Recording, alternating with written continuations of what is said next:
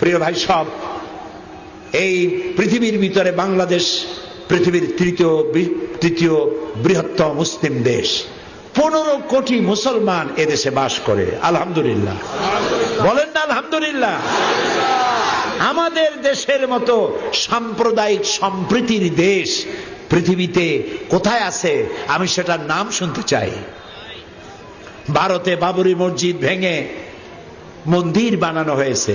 বাংলাদেশের কোন জেলার কোন মন্দির ভেঙে মসজিদ বানানো হয়েছে আমি শুনতে চাই? নাই। আমার দেশে পূজার মণ্ডপ আর মসজিদ পাশাপাশি হয়। আমার পিরোজপুরে শহরের কেন্দ্রীয় মসজিদের পাশেই 10 দিন পূজার মণ্ডপ বানায়া দুর্গা পূজা করে, ঢোল বাজায়, গান গায়। কোন মুসলমান বলে না মসজিদের পাশে ঢোল বাজাইতে পারবে না।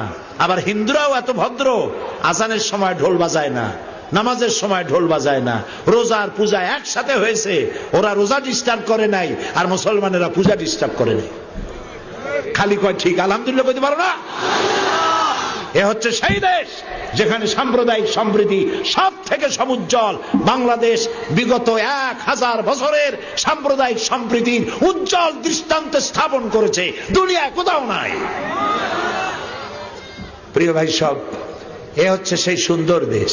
মধ্যপ্রাচ্যে সহ বিভিন্ন জায়গায় গেলে লোকেরা বলে এত ইসলাম ইসলাম করেন, ইসলামের পূর্ণাঙ্গ আইন তো কোথাও নাই। যদি কোথাও হয় 16 আনা আইন, পরিপূর্ণ আইন তো কোথায় হবে বলে মনে হয়?